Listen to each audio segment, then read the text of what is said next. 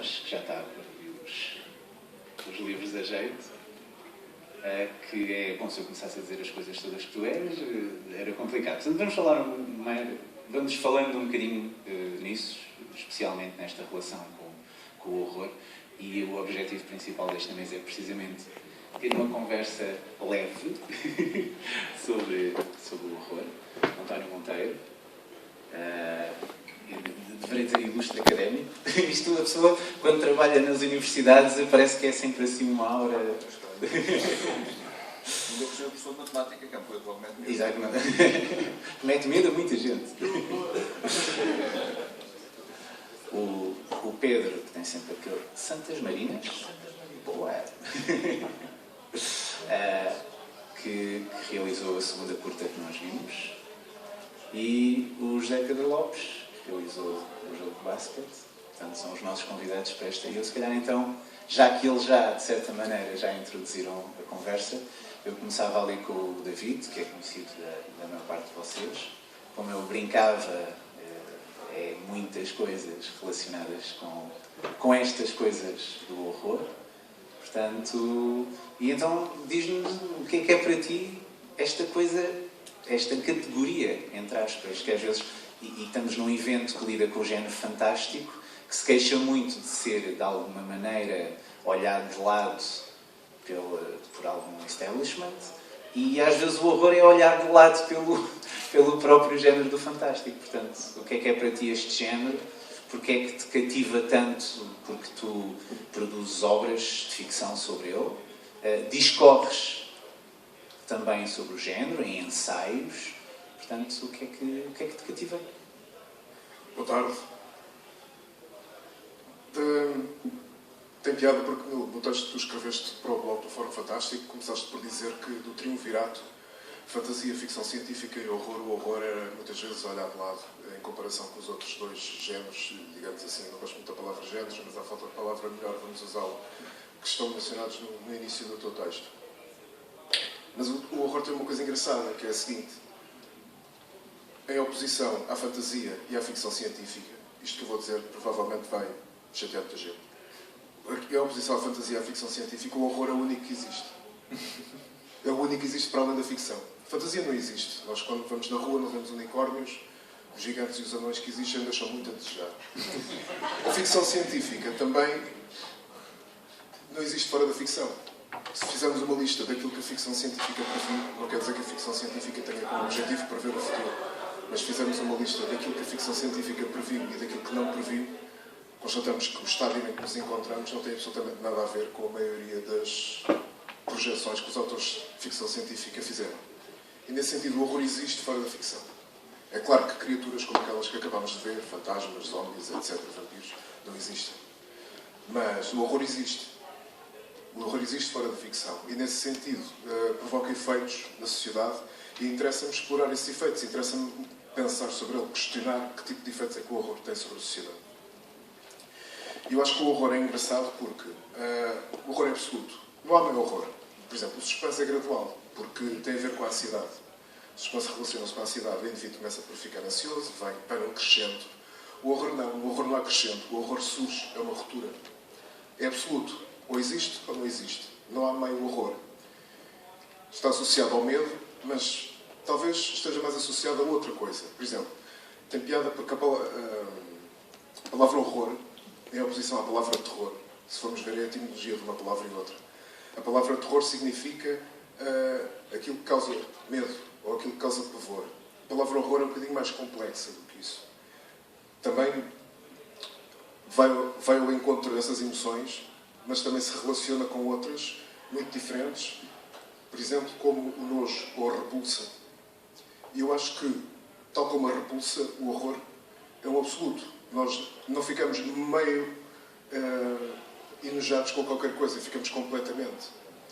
E o horror talvez seja algo relacionado com algo muito ancestral. Questões de sobrevivência, questões de impurezas, o medo do outro, o medo do contágio. Tudo isso são temas que fizeram sempre parte da sociedade. E é por isso que, se formos a analisar as produções literárias desde o século XIV até agora, o horror tem sido sempre uma constante. É claro que o horror, como o entendemos hoje, é um produto pós-Primeira Grande Guerra. O horror, tal como é entendido hoje em dia, não existia. Começou o embrião, vá lá, do horror literário, começou por ser o gótico. Depois passou por uma fase em que até era respeitado pelo establishment literário, curiosamente. Havia críticas de livros de horror nos jornais de grande tiragem, nas revistas especializadas em literatura, por exemplo, em meados do século XIX até finais do século XIX. Romances como o Drácula, do Bram Stoker, eram criticados com muito sucesso, tanto na Inglaterra como nos Estados Unidos. E tem piada porque, nessa altura, havia dois grandes modos literários que estavam, de certa forma, em oposição, que era o movimento dos estetas e o movimento dos novos romancistas. E os novos romancistas foram rebuscar uma coisa que os autores, como o Edgar Allan Poe e outros seus contemporâneos, faziam muito bem, que era misturar cenários fictícios com a realidade. Inventar ficções que hoje nós poderemos denominar como sendo história alternativa. Iam construir um cenário histórico para introduzir a sua ficção. O Rutger Hauer fazia isso também muito bem. E esses autores do novo romance começaram a introduzir elementos de horror na sociedade presente. Ou seja, o horror deixou de ser algo que se passava nos castelos, como nos romances góticos, o Castelo Otranto, os Mistérios do Dolfo, o Monge, etc. Passou a ser algo que está à nossa volta. E cada vez algo mais orgânico. Não é? No romance da Mary Shelley, Frankenstein, ainda existe uma espécie de horror paisagístico. Um horror voltado para o cenário. Não é? E o final do romance até é muito elucidativo a esse respeito, quando há aquela cena no Ártico. Mas já começa a ter um embrião de algo de horror interior. Não é? Aquilo que depois, nos anos 70 e durante os anos 80, principalmente no cinema, eclodiu com grande força. O horror corpóreo, o horror que vem de dentro, o inimigo está dentro de nós, está na nossa mente ou está no nosso corpo. Mas a gênese desse movimento, a gênese dessa evolução do horror, já estava no novo romance. Na altura não chamavam horror, chamavam novo romance. E romances como o Drácula eram inseridos na mesma linha como romances como o Dr. Jekyll e o Mr. Hyde, os livros do Rutger Hauer também, e outros, Viagens Fantásticas. Aquilo era apelidado como sendo um novo romance.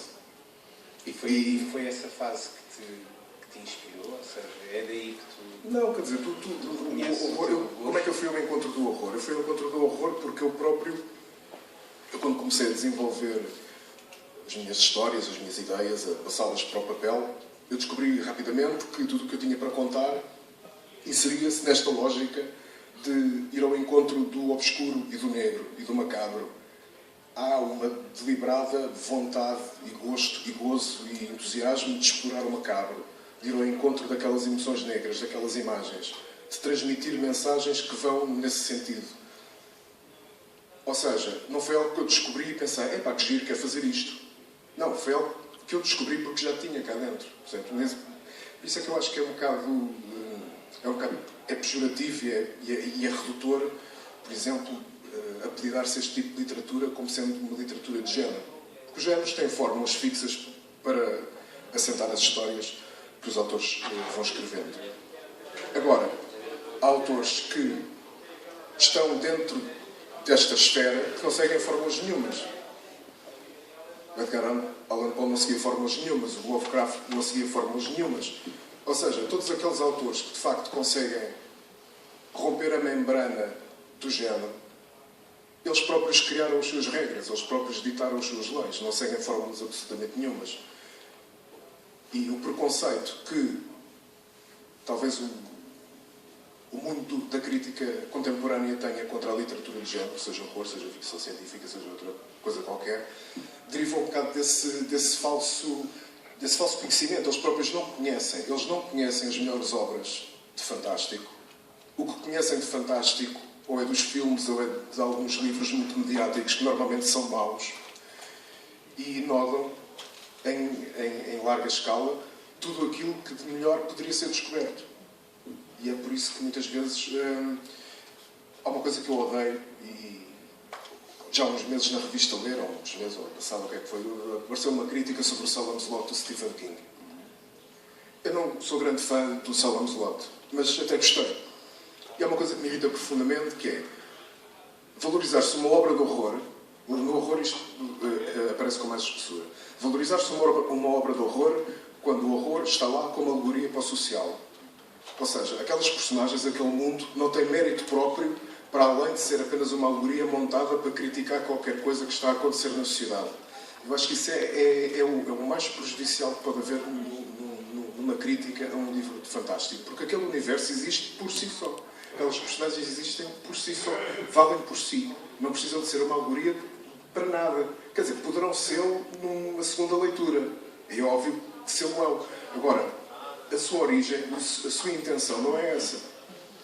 E eu acho que, não sei, se caberá a nós que fazemos parte deste meio elucidar a crítica, enfim, mainstream, se quisermos chamar isso, sobre o que de melhor se faz e o que existe para além daquilo que é mostrado nos meios de comunicação como sendo representativo daquilo que nós gostamos. Mas o certo é que, por vezes, remetemos um bocado ao nosso ostracismo de quem conhece tudo e conhece melhor. E às vezes, ok, uma palavra de esclarecimento aqui e ali, olha pá, olha que isto não é bem como tu pensas, se calhar se fores ler isto, gostas. Então, se estamos a falar de crítica e análise, eu aproveitava para passar a palavra ao António, porque o António, já agora agradeço ao João Barreiros ter-me chamado a atenção para os seus escritos. E para além dos seus artigos, dos seus ensaios, é também editor de ficção, está relacionado com vários projetos, não em Portugal, e daí ainda não nos temos cruzado, mas sim em Inglaterra, segundo sei. Portanto, fazia também, se calhar, primeiro, uma pergunta muito semelhante que comecei por fazer ao David, que é como é que um professor de matemática, como descrevia há bocado, se interessa por estes mundos, e depois um pouco como olha esta questão que o David, e no fundo, apesar de serem 4 convidados, eu gostaria ao máximo que fôssemos conversando uns com os outros, como é que vê esta questão que o David aponta para a crítica e para a análise que é feita muitas vezes aos livros, às obras. Muito obrigado e muito obrigado por me ter convidado para estar aqui hoje, com muito gosto. De facto, bom, eu devo dizer que naquela dicotomia que o David já assinalou entre o horror e o terror, eu inclino mais para o segundo. Eu não gosto muito da literatura nem da cinematografia de horror. O horror no sentido que o David há bocado explicou, das coisas que metem nojo, das coisas que causam aversão. Eu prefiro a literatura ao cinema de terror no sentido que ele também disse das coisas que metem medo, das coisas que causam pavor, que causam receio. Eu suponho que, aliás, o Lovecraft disse isso, não é? Que o medo é o sentimento mais antigo da humanidade. E eu creio que a literatura de terror, no sentido da que mete medo, é talvez a herdeira hoje em dia dos medos que os seres humanos sempre sentiram do universo que os rodeava e que eles não entendiam. E no fundo, a literatura de terror veio um bocadinho, penso eu, na sequência das histórias contadas à lareira, as histórias de fantasmas, as histórias de almas do outro mundo, as histórias de vampiros, as histórias de, enfim, criaturas fantásticas de toda a ordem. Muitas das quais eram utilizadas para explicar fenómenos ou, de certa maneira, para ilustrar fenómenos. Por exemplo, porque é que o facto de um morto voltar à vida há de causar medo às pessoas? Não há uma razão clara para isso, a meu ver, porque muitos dos mortos são entes queridos, são pais, são mães, são avós, são amigos. Porque é que o facto de eles voltarem à vida havia de causar medo? A menos que fosse pelo facto de a sociedade, a aldeia, a comunidade, depois ter a incumbência de cuidar deles. E isso poder provocar conflitos graves no seio dessa mesma comunidade. Uma das questões que eu acho mais interessante nesta questão da literatura de terror, da cinematografia de terror, etc., é tentar perceber porque é que as pessoas gostam. Aquelas que gostam, evidentemente.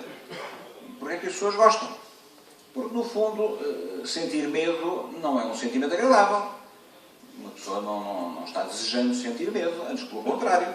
A pessoa, na sua vida cotidiana, protege-se por diversos mecanismos sociais, pessoais, estruturais, etc., para se proteger justamente de coisas que o possam assustar, coisas que o possam agredir do exterior. Procura não sentir medo.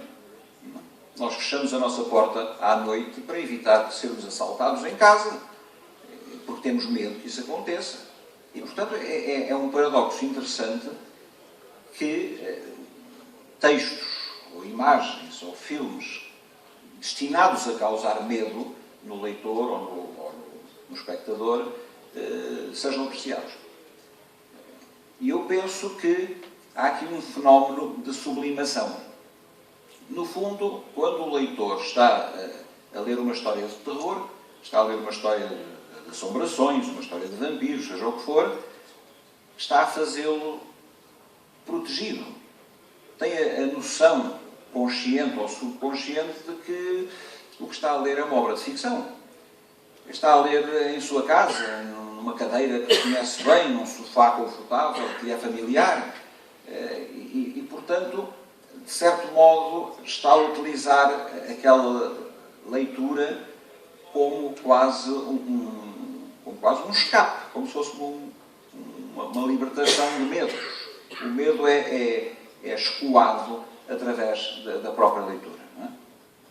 E é evidente que na literatura de terror, para além desse objetivo primário de assustar o leitor ou de assustar o espectador, no caso do cinema, há outras questões interessantes que se colocam. Por exemplo, não sei se todos os presentes, ou pelo menos alguns, conhecem uma série de televisão que passou há pouco tempo em França com grande êxito, chamado Les Revenants, que depois passou a vários outros países, já foi passado na Inglaterra, com o nome The Returned. É uma história que não vou agora estar a contar em pormenor. Aliás, até agora só passou a primeira season, a primeira época, a primeira parte. Está anunciada já uma segunda parte. A primeira parte deixa uma série de interrogações que supostamente serão respondidas na segunda. Mas não é isso que está em causa agora. O princípio da história é uma coisa muito simples, mas eu gostava de chamar a atenção para esta questão que é levantada. Há uma aldeia, uma pequena vila, algures nos Alpes franceses, e num dia há pessoas que estavam mortas e que regressam. Pessoas que estavam mortas há 10 anos, há 20 anos, há 30 anos, e que regressam. Mas não regressam com um ar assustador, não são zombies como aqueles que há bocado vimos ali a jogar basquetebol, nada disso. São pessoas que regressam às suas casas. E o problema que se põe é este: como é que eles são recebidos? Como é que aquela comunidade lida com isto? E os problemas que isto levanta? Por exemplo, uma das personagens principais é uma menina dos seus 15 anos, talvez, que morreu num acidente de automóvel e passados uns 6 anos, talvez, 5 anos, regressa à casa. Mas tinha uma irmã gêmea. Ela regressa com a mesma idade com que morreu. A irmã está muito mais velha, já está completamente diferente. A ligação entre as duas é um dos pontos curiosos da história. E, portanto, isto é um exemplo de como os temas do sobrenatural podem ser utilizados justamente para pôr este tipo de interrogações. Neste caso, como é que a comunidade receberia de volta os seus mortos, se eles pudessem de facto voltar? Não é?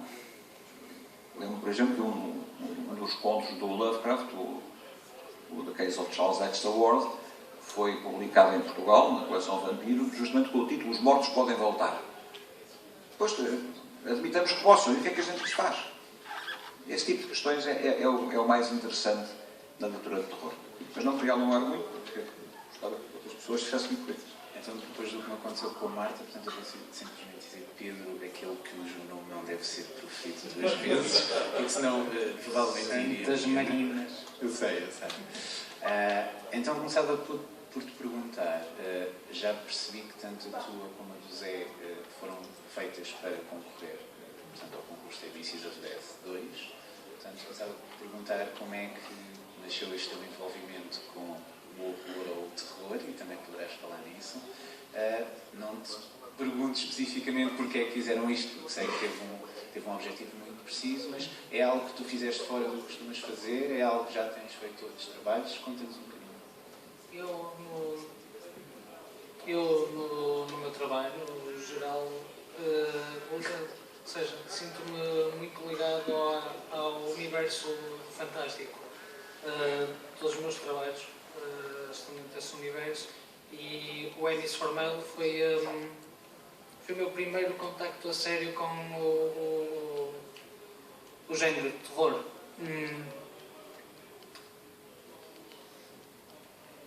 O que é que eu tentei fazer aqui? Isto aqui, o José Pedro Lopes realizou o Ennis Forma, acho que eu falei disso. Falamos muito sobre isto, sobre o que deve estar por trás. Por exemplo, eu abomino totalmente violência real, mas, por exemplo, acho que violência dentro do mundo da ficção é bonito. Entenda-se. Portanto, usando as palavras de há bocado, és um geek e um cromo. Sou mais cromo. Sou cromo. Não sei, eu aqui tentei pegar numa série de clichês. Eu respeito muito o cinema asiático dentro do género de horror. Há um ano passado, 10 anos atrás, saiu aquele filme, o Cabin in the Woods, e eles brincam um bocado com isto dos clichês dos filmes de monstros, e mandam lá uma piada a meio do filme, que é: os japoneses ganham sempre. Sim, eu concordo que os japoneses ganham sempre, ou seja, tentei vir aqui buscar aquilo que aprecio mais dentro do universo de terror e brincar com coisas. Ou seja, eu não pergunto se foi divertido fazer, porque acredito que foi cansativo, mas por isto tem melhores palavras. Não sei, tentei pegar aqui, vou dar 2 exemplos óbvios, mas tentei pegar no João e no The Ring e tentei ver o que é que conseguia fazer. Lá está, eu nunca tinha feito nada de terror, já fiz umas brincadeiras, já fiz umas curtas-metragens de lobisomens, já fiz algumas coisas com zombies, mas nada de muito sério. Esta foi a primeira experiência a sério. E tentei ir um bocado por aquela questão do repugnante, ou mete nojo ou não mete, ou choca ou não choca, ou cria terror ou não cria terror. E acho que a beleza do horror, ou seja, é pôr-nos o coração a bater e dar-nos assim, sabermos que estamos vivos. Lá está, é um bocado, como estava um bocado a dizer, que estamos a salvo. as tuas referências, neste caso, como estavas a dizer, são cinematográficas também? Sim, são essencialmente cinematográficas. Entretanto, começa a falar. Daqui nada já pergunto quem estiver na audiência e tiver algumas perguntas a fazer aos convidados. Mas então, se calhar, estavas a falar que tinhas feito isto com o Zé. Portanto, o Zé vai falar obviamente, de formatos, acaba também por... Portanto, já nos conhecemos há algum tempo. Portanto, fala um bocadinho o que é este anexo 82 que se estava a falar há bocado, como é que surgiu a ideia de concorrerem a isto, como é que... Portanto, eu trabalho numa produtora chamada Anexo 82, também fazemos ficção, não é o nosso core business, por assim dizer. Dentro da ficção, especialmente quando eu estou envolvido, tenho uma grande vontade de fazer fantástico, que é o género que realmente me chama. Não é novidade. Não é novidade, portanto este seria o meu terceiro filme dentro deste género.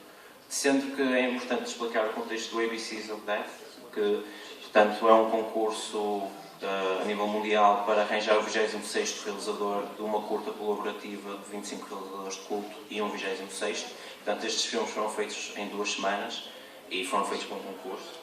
Por isso não são 100% aprimorados a nível técnico, a nível narrativo, como seriam outros filmes que nós fizemos. E gostava talvez de explicar o meu interesse no Fantástico por uma coisa que eu acho que tem a ver com a primeira pergunta que colocaste e com o briefing, por assim dizer, que tinhas para esta sessão, e que eu acho que é muito diferente da realidade no cinema versus a literatura, que é que, apesar de, pronto, no cinema o terror também é um género peregrino como é na literatura, e ele tem uma posição muito privilegiada em relação aos outros géneros cinematográficos, que é que cada visualização vale por ela própria e cada sessão é ela própria, porque o cinema, apesar de ser uma arte partilhada enquanto espectadores, só o terror é que consegue mostrar essa partilha verdadeiramente. Eu cresci no Fantástico Porto e continuei um bocado no Motel X, e quem frequenta esses 2 sítios sabe que basta conseguirmos impor o primeiro grito que depois as pessoas começam a gritar na sala, e basta fazer as pessoas rirem-se com aquela bola na cabeça do zombie, que depois, quando fosse o tackle, já iam todos rir. E portanto, a verdade é que um filme de terror é muito diferente. Por exemplo, o remake do Evil Dead, eu fui ver 2 vezes com público, uma das vezes fui ver um multiplex, um shopping, quase vazio. Muitas pessoas tiveram medo e reagiram. Achei, ok, este remake até mete medo, mas não tem nenhum sentido de diversão. Depois o Porto organiza lá um ciclo de cinema ao ar livre, gratuito, e estavam centenas de pessoas a ver o filme no Jardins Palácio Cristal, e toda a gente se ria, sempre que alguém morria, sempre que havia algum nu. O que era antes horroroso começou cada vez mais a gerar diversão, e no final, eu concluí, tipo, isto quase não parece o mesmo filme. E a verdade é que ver um filme de terror com um público que gosta, versus ver com o público do shopping, versus ver sozinho em casa, é diferente. Se calhar sozinho em casa, e conheço gente que viu o filme de Santas sozinho em casa às altas horas da noite e ficou assustado, e aqui as pessoas estavam-se a rir, apesar de tudo, por causa de todas aquelas agressões contra o universo geek que portanto, o gordo que se masturba e é morto pela fantasma asiática tem. Portanto, o terror, apesar de ser visto pelos seus detratores como um género muito unilateral, na realidade, dentro do cinema, é o único género onde os filmes variam muito dentro de como são vistos. Não há uma única interpretação, e Também, como estás a ver, os filmes dependem muito do tipo de audiência. do tipo de público e do tipo de contexto em que são inseridos. Se calhar dentro do cinema, e aí posso de facto reconhecer um defeito, que é dentro do cinema o terror raramente ou nunca consegue ter uma postura de grande storytelling, e quando tem, geralmente vem a reboque da literatura que o inspirou. Quando é feito nativamente, visa entretenimento, ou entretenimento pesado, não é? Se for só medo, ou se forem filmes bastante mais hardcore ou violentos, ou entretenimento ligeiro, como, pronto, eu enquadraria ao meu filme. Mas, digamos, grande cinema de terror, quando estamos a falar de grande cinema de terror, que chega a grande público e que conta grandes histórias, é muito mais pontual do que na literatura, onde há exemplos fantásticos de escritores dentro do cinema de terror que escreveram livros com narrativas absolutamente fantásticas e que em nada perdem em relação a géneros mais consensuais. No cinema já é diferente, porque o terror no cinema assume uma postura muito presente junto ao espectador, porque a música tem um papel de intervenção e os timings têm um papel de intervenção, e apesar de todas as coisas acabam de ser feitas, como eu próprio descrevi em relação ao meu filme, de que eu sabia, e isto já aconteceu antes, já tive um filme de terror cómico antes, que era O Risco, e que foi um grande sucesso em festivais, inclusive em festivais que não eram terror, e eu sei bem que temos que ter uma meia piada antes de ter a grande piada, e isto no terror é muito importante, e portanto é um género que tem uma posição muito ativa em relação ao espectador, e isso às vezes pode prejudicar um bocadinho o storytelling, porque temos demasiados, vamos chamar, artifícios, em termos de som e em termos visuais, aos quais recorremos. Mas só em relação à cena do universo ampliado que o terror às vezes existe fora só da história que estamos a contar e que tem crítica ou que tem um universo para além da história que está a contar, eu acho que isso acaba por acontecer em todo tipo de storytelling, mas, por exemplo, mesmo no caso de um filme, a maioria das pessoas quando vêm retém a ideia de que é um filme de diversão, não é? Porque tem um pressuposto absurdo de jogar basquetebol com os homens, mas para mim é um filme que tem uma mensagem, já muitas pessoas apagaram. Por um lado, é um filme que é bastante um reflexo de uma geração que entrou no mercado de trabalho no desemprego e por isso tem que se entreter com qualquer coisa para não se sentir triste com ela própria, e isso para mim está presente no filme. E depois também é no seguimento de uma coisa que eu já vi em alguns filmes e alguma literatura associada ao universo portanto, dos mortos-vivos, mas que raramente é verdadeiramente explorada, que é uma oportunidade de nós conseguirmos manter uma amizade após a morte. E por isso a parte final onde concluímos é que eles todos antes jogavam como vivos e eventualmente irão estar a jogar só 7 zombies. Para mim é uma mensagem, digamos, emocional ou pessoal. Ou seja, existem duas camadas, mesmo no cinema de terror, quando ele é feito para dar uns sustos e para dar umas gargalhadas, é possível ter mais sobre isso. Quer dizer, eu falo em relação ao meu trabalho, não é? Mas em todos os filmes eu vejo isso. E se quer aproveitar, já que eu vi que o David tirou muitas notas, até tenho medo de lhe dar a palavra a seguir. Vou só aproveitar para perguntar se na audiência alguém quer lançar mais algum tópico específico.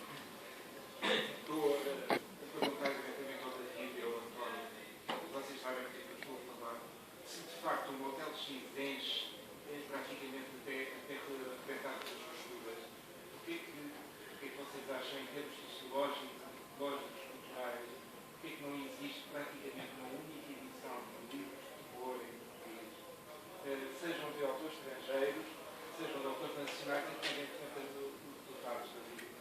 Ou seja, o que é que aconteceu no nosso país para não haver um único livro de terror publicado em Portugal nestes últimos 10, 20 anos? Eu não sei qual é o jogo e do Stephen King, mas não me lembro de absolutamente mais nada. O que é que acontece dentro da mentalidade portuguesa de rejeitar de tal maneira um livro de terror?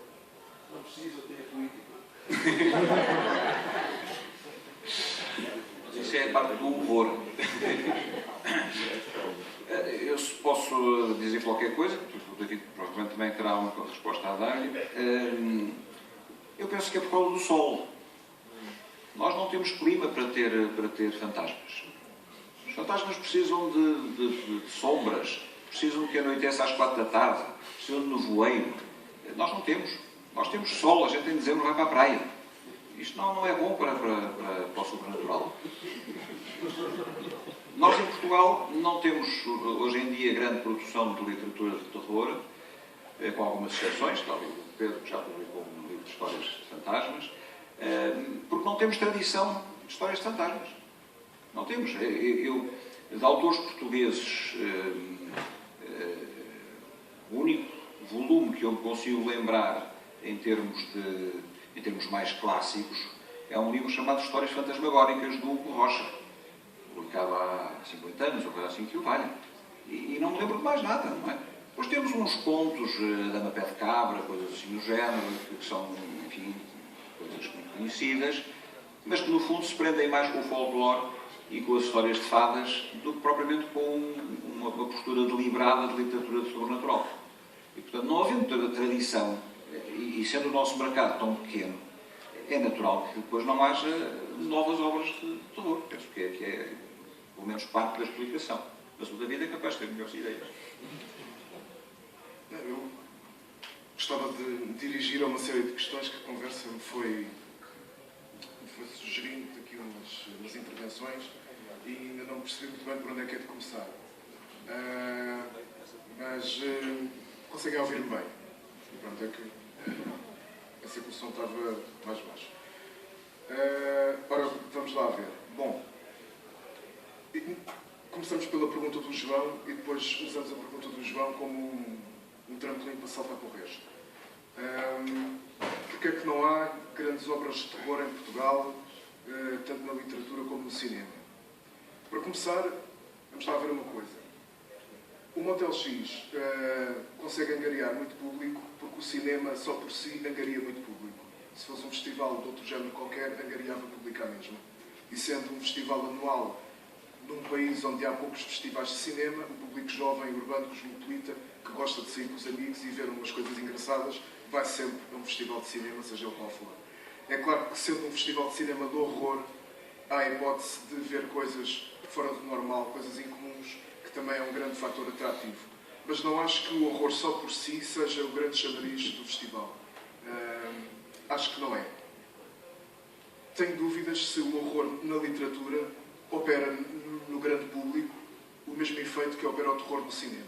O cinema é uma linguagem que, infelizmente ou felizmente, tornou-se a balança pela qual nós pesamos todas as nossas ações. Existe um livro muito engraçado, de um autor cujo nome não recordo, chamado Life the Movie, que reflete sobre o modo como nós, contemporâneos, observamos a nossa vida tal como se fosse um filme. Ou seja, antes do cinema, como é que os indivíduos observavam a sua vida? Quais eram as artes pelas quais eles se vinculavam? No momento em que o cinema se instituiu, tornou-se a grande arte hegemónica que dá um modelo para todas as outras. Até na literatura, um livro muitas vezes é levado a sério se for adaptado ao cinema. É uma total falta de perspectiva. E o cinema, sendo totalmente hegemónico, totalitário até neste sentido, opera no público um grande fascínio, inversamente à literatura. A literatura não move massas, a não ser fenómenos pontuais que, em virtude do marketing que têm associado, conseguem, enfim, chegar a milhões de leitores. Agora, porquê é que não há mais criadores em Portugal a fazer horror no cinema? Bom, isso explica-se de uma forma prática. É porque para fazer filmes de horror, bons filmes de horror, é preciso ter orçamento. É preciso ter orçamento para determinados efeitos. Normalmente o horror, até o horror mais prosaico, precisa sempre de grandes efeitos especiais. Nós não temos uma indústria montada nesse sentido. Aliás, nós não temos a indústria de todo. A indústria do cinema português, está ali o António de Macedo, bem sabe ele como é que isto funciona. Portanto, seja para fazer filmes de horror, seja para fazer qualquer coisa que não seja aqueles filmes pequeninos